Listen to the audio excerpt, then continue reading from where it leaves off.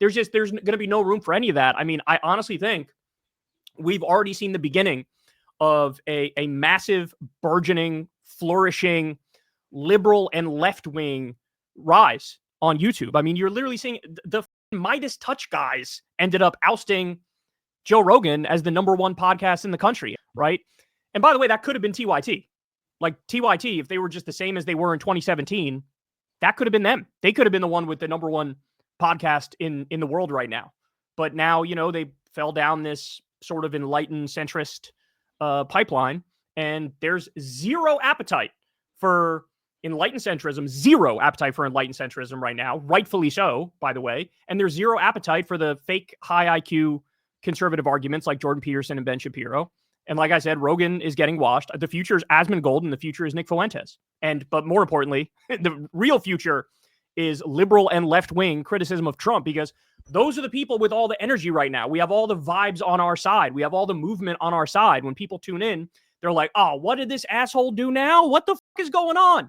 Like every day it's something new, and people can't look away from the train crash that is this regime. The vanguard will be there, sir.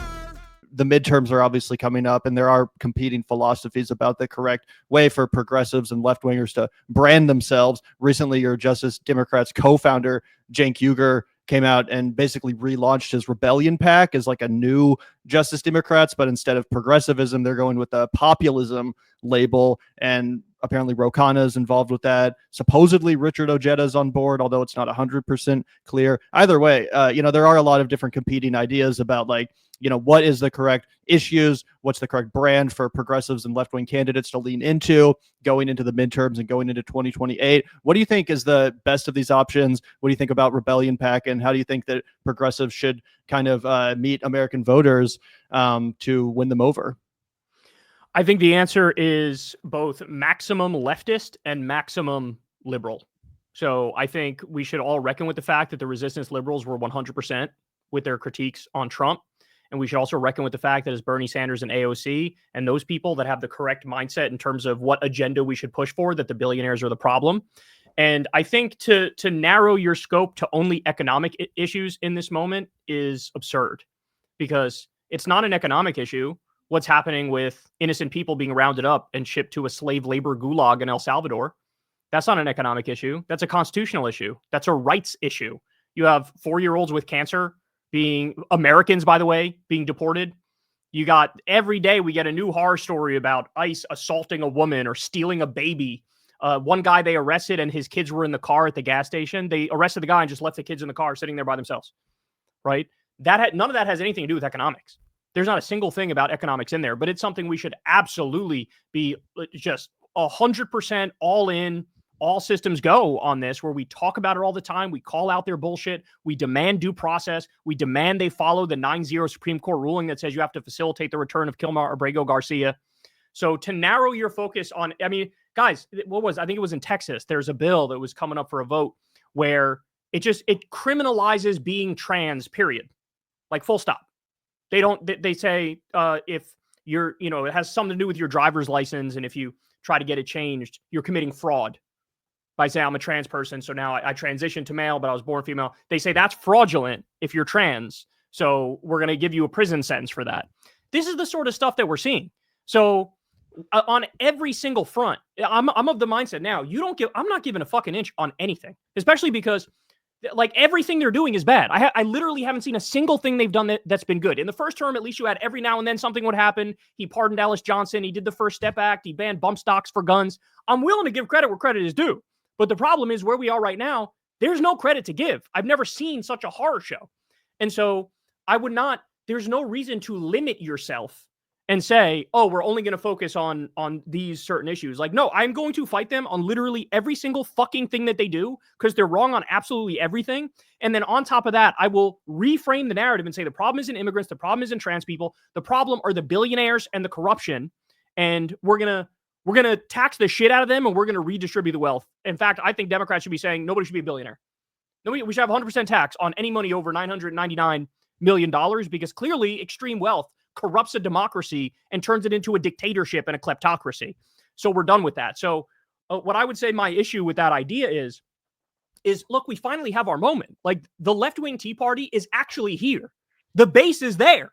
That's why Bernie Sanders and AOC are getting these huge rallies going, bigger than Bernie ever had before. That's why you see people like J.B. Pritzker randomly. Now he's out there saying Republicans shouldn't know a moment of peace and we should fight them on every single issue. You know, you could list the Jasmine Crocks and the Maxwell Frost, and there's Tim Walz. There's a certain attitude that people have now, which is like a sort of fuck you attitude. Like Tim Walz bragging about the Elon stock going down and saying, I love looking at the Tesla stock going down, and then Republicans concern trolling over it.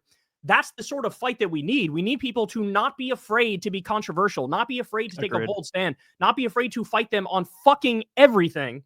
And we can't just like, oh, the only thing we'll focus on is this area of economic issues. And then outside of that, hands off on social issues. At the exact same time, they're doing a massive fascist purge in this country. No, it's you fight them on literally everything. You don't give an inch, and you're super loud and aggressive and obnoxious about it. Embrace the controversy. And that's how you win.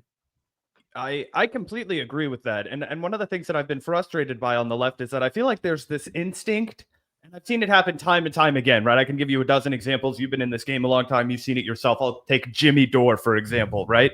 You find the guy who never wants to do anything but criticize progressives, right? And then slowly but surely, it's like, okay, all my audience wants me to shit on progressives constantly. Oh, now I'm going to flirt with MAGA. Oh, I'm going to kind of allude to nice things till finally, or just all the way in the MAGA tank, right? It's one of the reasons why, you know, the historical red-brown alliance doesn't work, because these people aren't sincere. But I've seen it start to crop up again, right? The other day, Cenk was suggesting that we have, Candace Owens on our side, and we have Marjorie Taylor Greene on our side, and we embrace Tucker Carlson, because these are people who we actually can unite with to make sure that we get change for the working class, to make sure that we oppose the war with Iran. When I think that's actually the exact opposite lesson that we should be learning. I think that we should be learning that you cannot trust these charlatans, that you cannot get in bed with people who do not believe anything they say and will 100% pivot on a dime in order to protect their guy, their ideologue, their, figure that they, worship, Donald Trump, right? And instead, we might actually, as heretical as it sounds to people who are hardcore progressives, we might actually have some better luck taking the approach that Bernie Sanders and AOC have been really successful imposing, which is saying like, hey, if you're a Democrat and you hate this shit, yeah, we hate this shit too. Now, wouldn't you also like to get a pay raise, have some healthcare, and not spend all of our fucking money on wars? And they break records. I just don't understand the instinct to take a shit on that and be like, oh, we've already seen Bernie run this before he lost. It's like, yeah, how well did the radicals that were too good for Bernie Sanders do, right? Like, I don't want to, be mean, but it's just like, yeah, Bernie Sanders is actually doing something that's effective and progressive and bold at this time domestically. Like, why would we get in bed with people who I know are going to cheat us in the end? So right now the liberals are moving left because they're realizing, oh shit, it actually is Bernie Sanders and AOC. Those are the people who are actually fighting back against Trump and MAGA.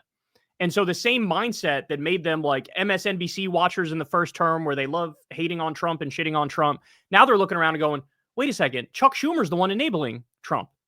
Alyssa Slotkin is the one enabling Trump. She voted for over 8 of his cabinet picks and voted for the Lake and Riley Act, which got rid of due process for immigrants. So now all those liberal voters, they're not like, oh, I love Hillary. Now they're going, no, I love Bernie and I love AOC, because they're the ones who are actually fighting back against MAGA. So in this moment, we're having a mass liberal awakening. So now is not the time to do your weird attempt at bridge building with people who fucking hate you. So a lot of these people, the Jimmy Dores and the Russell Brands and people like that. So a lot of these people are either just MAGA, right? Or they're like enlightened, centrist, MAGA curious, like Bill Maher, for example. That's all they are. So they're not even liberals, never mind leftists. They're just MAGA, or they're enlightened, centrist, semi-MAGA. And here's what people need to realize, man. We've seen this example 5,000 times, and I'm over it. And people need to start seeing through the bullshit. We've seen this with sloppy Steve Bannon. We've seen this with Joe Rogan, the human thumb. We've seen this with Laura Loomer. Every now and then, you'll have one of those people, they'll stand up. I'm not sure I agree with you cutting Medicaid while not touching defense spending. That's what Steve Bannon said the other day. Joe Rogan, hey, I'm not sure getting rid of due process and rounding people up is necessarily the best idea. Laura Loomer, hey, I'm not sure you should take the $400 million Qatari jet So they'll have these moments where they say something that you're like, okay, yeah, I agree with that. But then what happens? Politics is about movements. Politics is about directionally where are you going? And either in the same day or the very next day, all of these people will go right back to coddling Trump's nutsack and giving him the sloppiest blowjob of all time. So you can't look at, hey, 1% of the time you said something which is kind of reasonable, even though you soft pedaled the shit out of your criticisms. But 99% of the time, you're acting like Trump is your savior and the God, Emperor, Overlord, King. And what? I'm supposed to sit here and say, yeah, let's fucking hold hands and sing Kumbaya? No, these people are frauds. And what's happening is they're seeing the wave of anti-Trumpism sweep across this country among liberals and leftists and just normies. And so they're realizing, oh, okay, all right, shit, I can't ride his cock 24/7. I got to find at least some little areas where I can, oh, no, yeah, you guys are right on this one little thing. But no, they're never going to actually be allies. When a push comes to shove, they're never going to vote for the shit that you want them to vote for. And with somebody like Marjorie Taylor Greene, okay, so she said, I would be against a war with Iran. Well, where the fuck were you when Trump increased drone strikes over 400% and you were singing his praises? Where the fuck were you when he assassinated Qasem Soleimani? What's that? Oh, or voting for the $1 trillion Pentagon bill. And not there, zero criticism. So in other words, the record was already there to show Trump is a fraud. Trump is a warmonger. He's an imperialist. He's corrupt. He's horrible. And now I'm supposed to pretend you're some sort of ally or hero because 1% of the time you said I slightly disagree with him on that. And even when they disagree, they fucking soft pedal it. They soft pedal it. It's never like direct, clear language and saying, this is wrong. I'm going to fucking crusade against this. I'm not with these people anymore. It's the softest shit you've ever heard. Rand Paul was going after Trump on the tariffs. In the same he didn't mention Trump's name at first. And then when he finally brought Trump up, it was to say, oh, but he's actually great on this other thing, which is not related to the tariffs. That's the best we got among Senate Republicans. That's the best you got, is to soft pedal a criticism on tariffs and then suck them off on another issue like you're dealing with a toddler? Fuck out of here, man. I can't. These people are frauds. They're frauds. There are no actual areas of agreement. They're not principled. They're completely and utterly full of shit. And you have way more in common with your run-of-the-mill MSNBC viewer resistance liberal than you ever will with the fake populist right. And I say fake because there are no real populists on the right. There's going to be no room for any of that. I mean, I honestly think we've already seen the beginning of a massive, burgeoning, flourishing, liberal and left-wing rise on YouTube. I mean, you're literally seeing the fucking Midas Touch guys ended up ousting Joe Rogan as the #1 podcast in the country. And all of their content is just like, look, Trump's a fucking asshole. Look at this. Look at the asshole shit he did. Right. And by the way, that could have been TYT. Like TYT, if they were just the same as they were in 2017, that could have been them. They could have been the one with the #1 podcast in the world right now.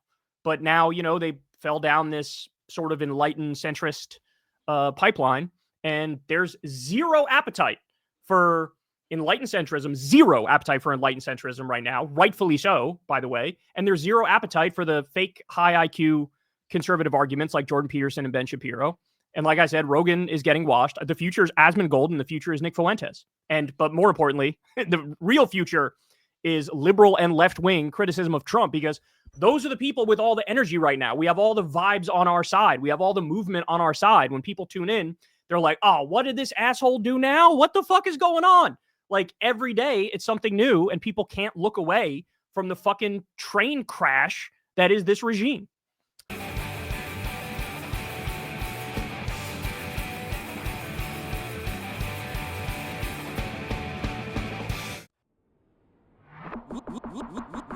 Look out the door if you hear an ambulance. The Vanguard will be there, sir.